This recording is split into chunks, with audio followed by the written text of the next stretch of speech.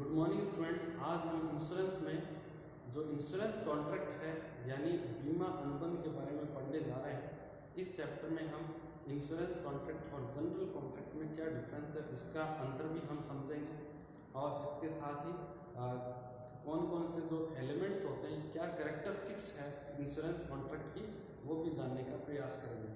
तो देखिए, आप सभी ने बीकॉम फर्स्ट ईयर में बिजनेस लॉ में और कॉन्ट्रैक्ट के बारे में पढ़ा था, इंडियन कॉन्ट्रैक्ट एक्ट में, कि कॉन्ट्रैक्ट क्या होता है। कॉन्ट्रैक्ट का मतलब आपने समझा था कि an agreement which is enforceable by law known as contract, यानी कोई भी एक ऐसा ठहराव जो कानून के द्वारा परिवर्तनीय हो उसको हम कॉन्ट्रैक्ट कहते हैं। ठीक है, और यहाँ पर जो इंश्योरेंस कॉन्ट्रैक्ट है वो कुछ हद तक जो जनरल कॉन्ट्रैक्ट है उस पर ही आधारित है, परंतु उसमें कुछ विशेष एलिमेंट्स हैं जो जनरल कॉन्ट्रैक्ट में नहीं होते हैं। ठीक है, तो इंश्योरेंस कॉन्ट्रैक्ट में एक तरीके से यदि हम लाइफ इंश्योरेंस को छोड़ दें, पर्सनल एक्सीडेंट इंश्योरेंस को छोड़ दें, तो ये एक इंडेमनिटी पर आधारित है, कंपनसेशन पर आधारित है। ठीक है ना, क्षतिपूर्ति पर आधारित है।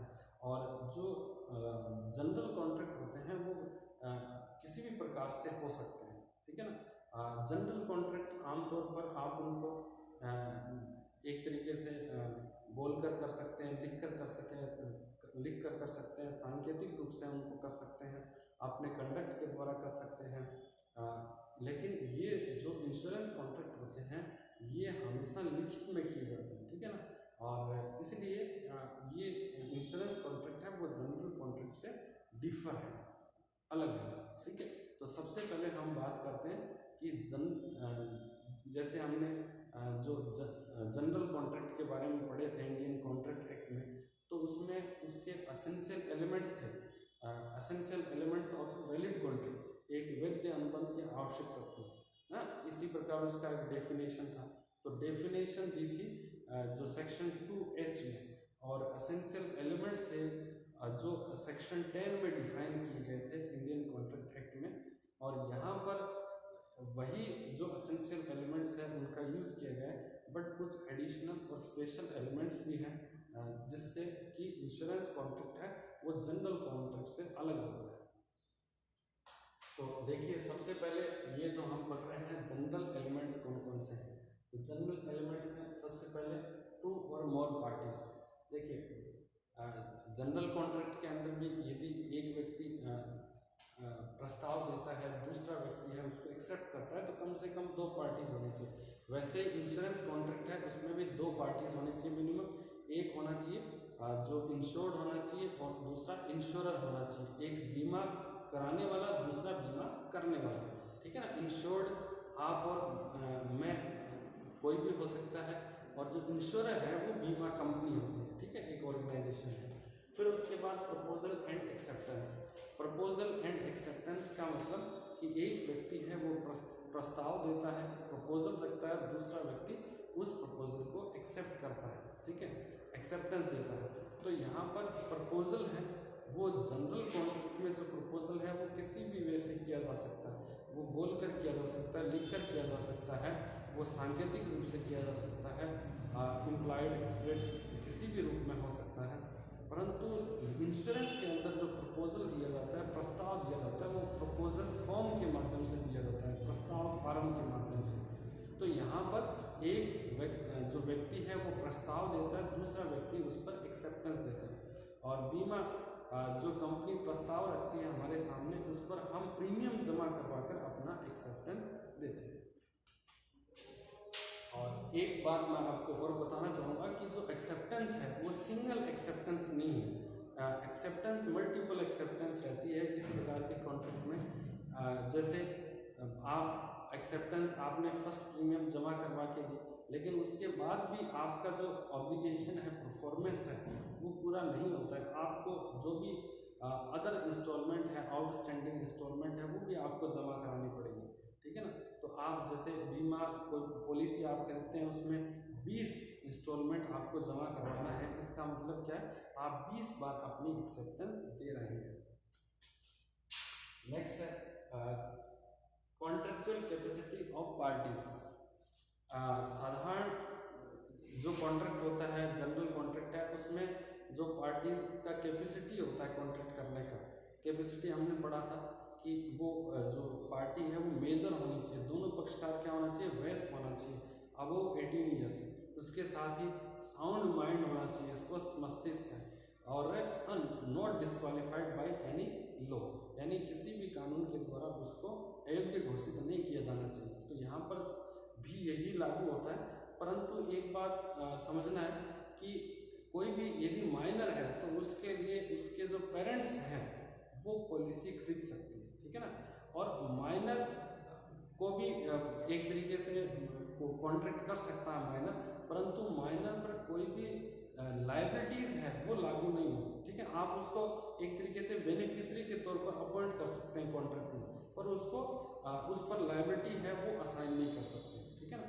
तो माइनर जो मेजर व्यक्ति है 18 साल से ऊपर वो इंश्योरेंस कॉन्ट्रैक्ट खरीद सकता है, और माइनर के लिए उसके जो पेरेंट्स हैं या उसके जो गार्जियन हैं वो उसके लिए इंश्योरेंस पॉलिसी खरीद सकते हैं।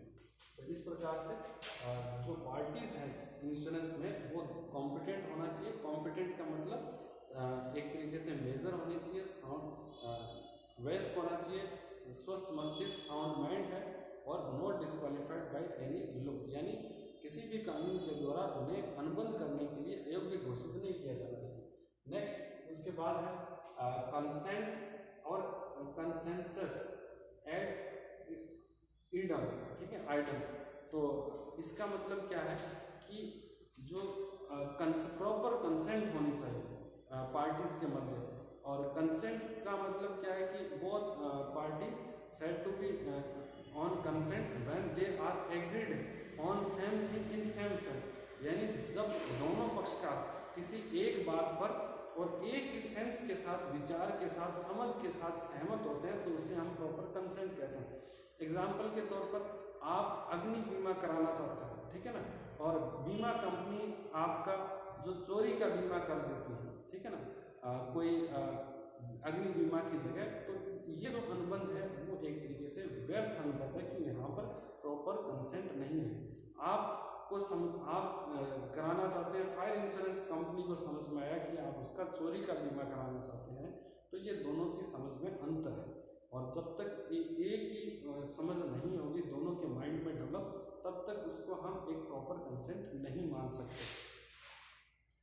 अच्छा, नेक्स्ट है फ्री कंसेंट, ठीक है। फ्री कंसेंट का मतलब हमने जो पढ़ा था कॉन्ट्रैक्ट एक्ट में कि जो हमारी कंसेंट है वो 5 एलिमेंट्स है, उन पर बेस्ड नहीं होनी चाहिए। कौन कौन से एलिमेंट्स हैं जिनसे प्रभावित नहीं होनी चाहिए? फर्स्ट है कोवर्सन, उत्पीड़न, यानी किसी को थ्रेटन किया गया, डराया गया, धमकाया गया है, प्रताड़ित किया गया, उसके आधार पर यदि किसी की कंसेंट आप प्राप्त करते हैं तो वैलिड कंसेंट नहीं है, फ्री कंसेंट नहीं है। इसके साथ ही अनड्यू इन्फ्लुएंस, अनुचित प्रभाव का यदि आप यूज करते हैं, और जो फ्रॉड है उसका यूज करते हैं, कपट, मिस रिप्रेजेंटेशन, मिथ्या वर्णन का यूज करते हैं, मिस्टेक का यूज करते हैं, तो इन सब पर यदि आधारित आपकी कंसेंट है तो उसको हम फ्री कंसेंट नहीं करेंगे। और एक वैलिड कॉन्ट्रैक्ट के लिए फ्री कंसेंट होना चाहिए। जो ये जो मैंने 5 एलिमेंट बताए थे, coercion, undue influence, fraud, misrepresentation और मिस्टेक, इनसे इन्फ्लुएंस नहीं होना चाहिए हमारी कंसेंट। इसके बाद नेक्स्ट है कंसिडरेशन। देखिए ये भी हमने पढ़ा था कि कोई भी जो कॉन्ट्रैक्ट है वो बिना कंसिडरेशन के वैलिड नहीं होता, उसमें जो एक कंसिडरेशन का होना जरूरी है। तो इंश्योरेंस कॉन्ट्रैक्ट में क्या होता है कि देखिए दोनों का कंसिडरेशन है। बीमा कंपनी का क्या कंसिडरेशन है, उससे प्रीमियम प्राप्त होता है, और जो बीमित है इंश्योर्ड, उसका कंसिडरेशन क्या है कि उसे क्षतिपूर्ति का प्रॉमिस मिलता है, वादा मिलता है, वचन किया जाता है उससे, ठीक है ना, प्रॉमिस ऑफ कंपनसेशन, कि यदि कोई किसी इवेंट की वजह से, किसी फेनोमेना की वजह से यदि कोई लॉस होता है तो बीमा कंपनी के द्वारा उसे क्षतिपूर्ति दी जाएगी। तो इस प्रकार से दोनों का कंसिडरेशन यहाँ है, और बिना कंसिडरेशन के कोई भी बीमा अनुबंध होते हैं वो सब व्यर्थ होते हैं। नेक्स्ट है लीगलिटी ऑफ ऑब्जेक्ट। देखिए लीगलिटी ऑफ ऑब्जेक्ट का मतलब क्या है कि यदि आप जैसे चोरी कर रहे हैं, चोरी का यदि बीमा करवा रहे हैं यदि आप कोई भी पब्लिक पॉलिसी के अगेंस्ट कार्य कर रहे हैं, लोक नीति के विरुद्ध, ठीक है ना, और उसका आप बीमा करवा रहे हैं, स्मगलिंग का बीमा करवा रहे हैं, गैर वैधानिक गतिविधियों का आप बीमा करवा रहे हैं, तो फिर वो जो बीमा का ऑब्जेक्टिव है, ठीक है ना, वो आपका लीगल नहीं है और वैलिड नहीं है, लॉफुल नहीं है। तो इसलिए आपका कॉन्ट्रैक्ट क्या है, वॉइड कॉन्ट्रैक्ट है, ठीक है ना, वैलिड कॉन्ट्रैक्ट नहीं हो सकता।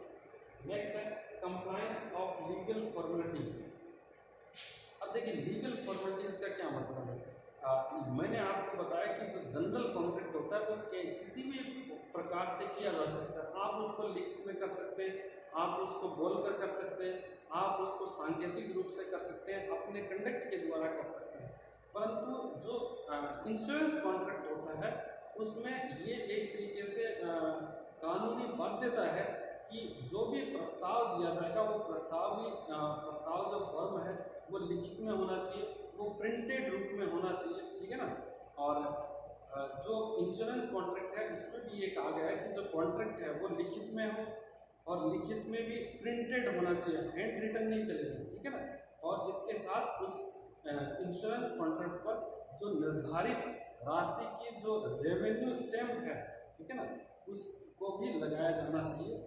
तो इस प्रकार से ये लीगल फॉर्मेलिटी जब तक आप कंप्लीट नहीं करेंगे तब तक जो इंश्योरेंस है कॉन्ट्रैक्ट है वो वैलिड फॉर्म में नहीं आएगी। एक मैं आपको स्पेशल बात बताना चाहूँगा कि जो भी हम कॉन्ट्रैक्ट करते हैं, जैसे प्रॉपर्टी को हम सेल करने का कोई कॉन्ट्रैक्ट करते हैं तो उसमें दोनों पार्टीज के साइन होते हैं। प्रपोजर की तरफ से भी साइन किए जाते हैं, जो एक्सेप्टर की तरफ से भी, यानी जो सेलर है वो भी साइन करता है, बायर भी साइन करता है। बट इंश्योरेंस कॉन्ट्रैक्ट के अंदर जो कॉन्ट्रैक्ट पेपर होते हैं उस पर केवल बीमा कंपनी के जो एग्जीक्यूटिव हैं, जो अधिकारी हैं, केवल उन्हीं के साइन होते हैं। जो बीमित है इंश्योर्ड उसके साइन नहीं होते। इसके बाद हम बात करते हैं नेक्स्ट। ये तो थे जो जनरल कॉन्ट्रैक्ट है उसके एलिमेंट्स, और इंश्योरेंस कॉन्ट्रैक्ट को जो अलग बनाते हैं वो है इसके स्पेशल एलिमेंट। स्पेशल एलिमेंट्स में कौन कौन से एलिमेंट्स है देखिए। सबसे पहले इंश्योरेबल इंटरेस्ट। यदि आपका बीमा की कोई भी विषय वस्तु है, सब्जेक्ट मैटर है, यदि उसमें बीमा योग्य हित इंश्योरेबल इंटरेस्ट नहीं होता है तब तक आप उसका बीमा नहीं करवा सकते, ठीक है ना। और यदि बिना इंश्योरेबल इंटरेस्ट के आप बीमा कराते हैं तो वो एक वैलिड इंश्योरेंस कॉन्ट्रैक्ट नहीं है, ठीक है। इसमें जो इंश्योरेबल इंटरेस्ट को हम किस तरीके से डिफाइन कर सकते हैं। लाइफ इंश्योरेंस के केस में इसमें जो रिलेशन है वो डिफाइन किए गए कि किस व्यक्ति का किस में इंश्योरेबल इंटरेस्ट होता है, ठीक है ना। जैसे हस्बैंड वाइफ है वो एक दूसरे का बीमा करवा सकते हैं, उनमें एक दूसरे का इंश्योरेबल इंटरेस्ट है, ठीक है ना। जो एक ये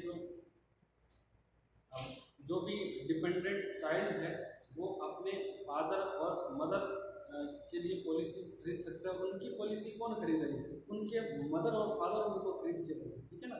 तो इस प्रकार से जो यहाँ पर ये लाइफ इंश्योरेंस में रिलेशन डिफाइन है। और जो इंडेमनिटी इंश्योरेंस है उसके अंदर क्या है कि आपका किसी भी जो प्रॉपर्टी है या असेट्स है उसके साथ कितना इकोनॉमिक इंटरेस्ट जुड़ा हुआ है, आर्थिक लगाव या हित आपका कितना जुड़ा हुआ है, उसके आधार पर हम इंश्योरेबल इंटरेस्ट है वो डिफाइन करते हैं।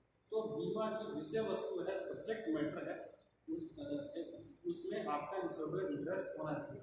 जैसे आप दुकान का फायर इंश्योरेंस करवा रहे हैं, दुकान की कीमत है 20 लाख रुपए, 10 लाख की दुकान है, 10 लाख का उसमें सामान रखा गया, तो आपका उसमें आर्थिक हित कितना जुड़ा हुआ है 20 लाख का, तो आप अधिकतम 20 लाख का ही बीमा करवा सकते हैं। जिसमें इंश्योरेबल इंटरेस्ट नहीं है यदि आप उसका बीमा कराते हैं तो वो एक प्रकार से क्या है, एक स्पेकुलेटिव है, एक तरीके से जुआ है, ठीक है ना, गेमलिंग है।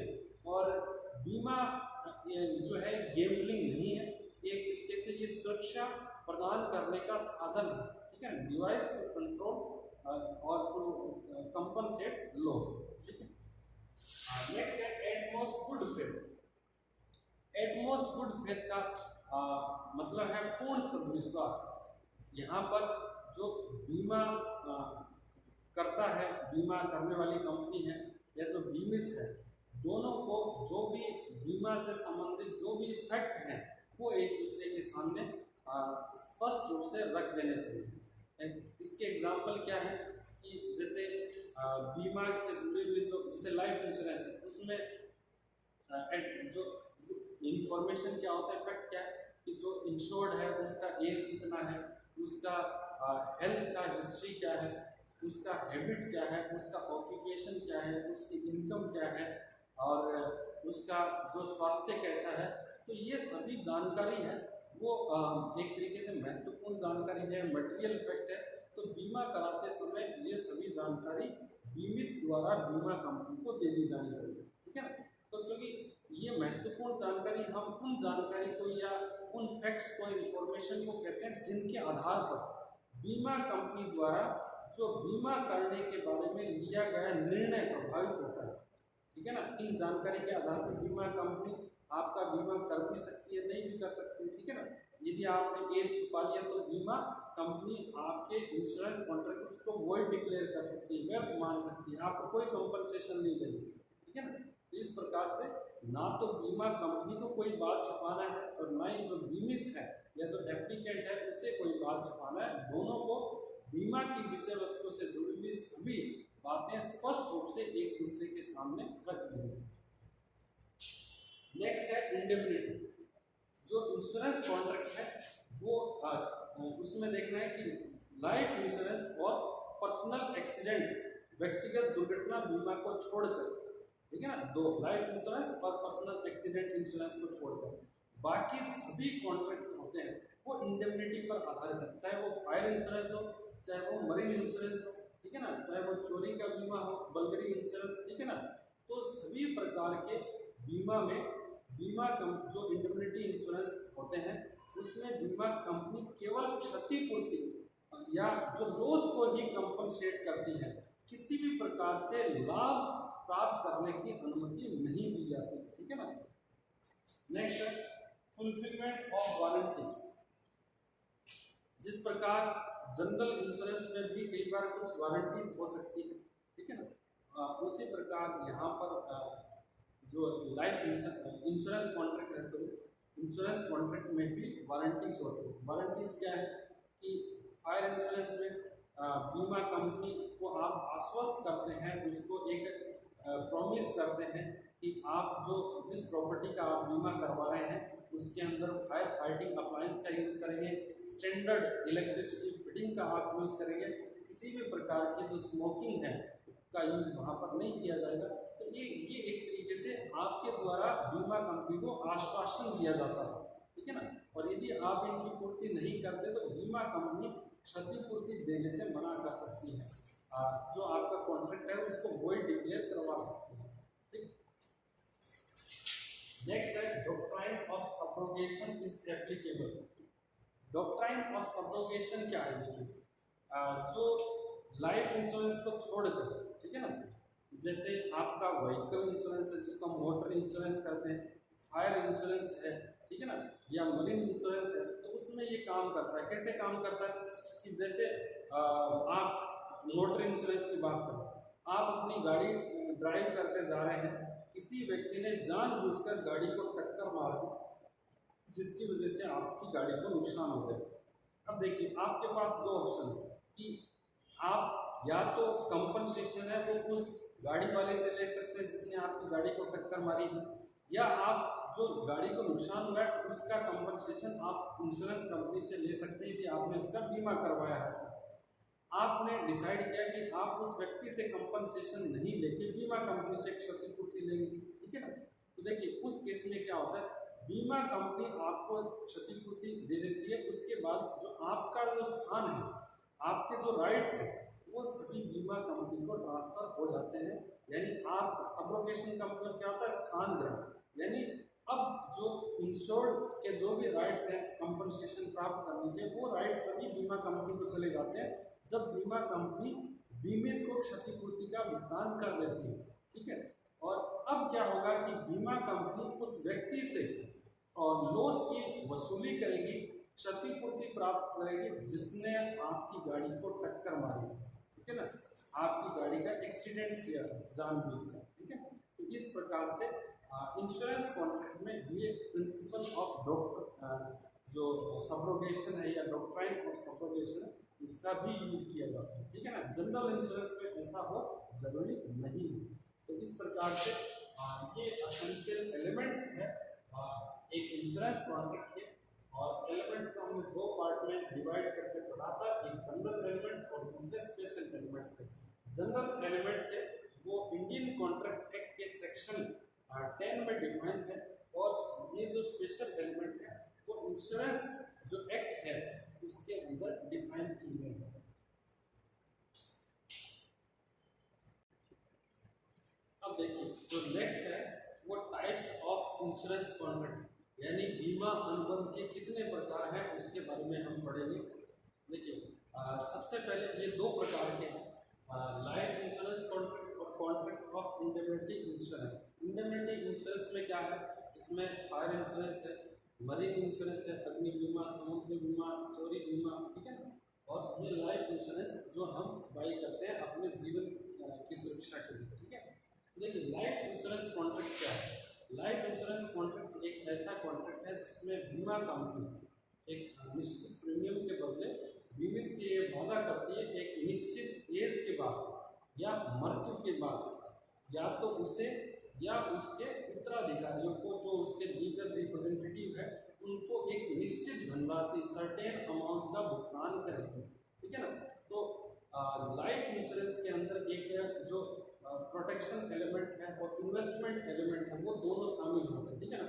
क्योंकि उसमें पेमेंट किया जाना सर्टेन है, ठीक है, जरूर पेमेंट मिलेगा, चाहे वो जो इंश्योर्ड है वो जीवित रहे तब भी पैसा मिलना है एक सर्टेन टाइम के बाद में, एज के बाद में, और चाहे यदि बीमित की मृत्यु हो गई है, इंश्योर्ड की डेथ हो गई है, उसके बाद भी उसके जो रिप्रेजेंटेटिव हैं उत्तराधिकारी है उनको पेमेंट दिया जाएगा। तो ये है लाइफ इंश्योरेंस। और उसके बाद ये नेक्स्ट है कॉन्ट्रैक्ट ऑफ इंडेमनिटी इंश्योरेंस, जो क्षतिपूर्ति बीमा अनुबंध है। उसमें क्या होता है, जिसमें हमने फायर इंश्योरेंस, लाइफ इंश्योरेंस के बारे में, चोरी का बीमा के बारे में बात की थी। तो इसमें बीमा कंपनी के द्वारा जो पेमेंट दिया जाता है वो सर्टेन नहीं है, उसकी निश्चितता नहीं है। जो क्लेम का भुगतान केवल तभी किया जाता है जब हानि होती है, ठीक है। यदि कोई हानि नहीं होती है तो बीमा कंपनी द्वारा किसी प्रकार की राशि का भुगतान बीमित को नहीं किया जाता है। और इसमें एक बात, इसमें केवल प्रोटेक्शन एलिमेंट है, ठीक है ना, कोई इन्वेस्टमेंट एलिमेंट नहीं है, कोई सेविंग का एलिमेंट नहीं है। और बीमा कंपनी के द्वारा केवल जो हानि की जो राशि है उसी का भुगतान किया जाता है, और वो भी अधिकतम बीमा राशि का, जितने का आपने बीमा करवाया उतनी राशि का वो भुगतान करेंगे। और यदि लॉस कम हुआ है, जैसे 10 लाख का आपने बीमा करवाया, लॉस 2 लाख का हुआ तो बीमा कंपनी केवल 2 लाख रुपए का ही भुगतान करेगी।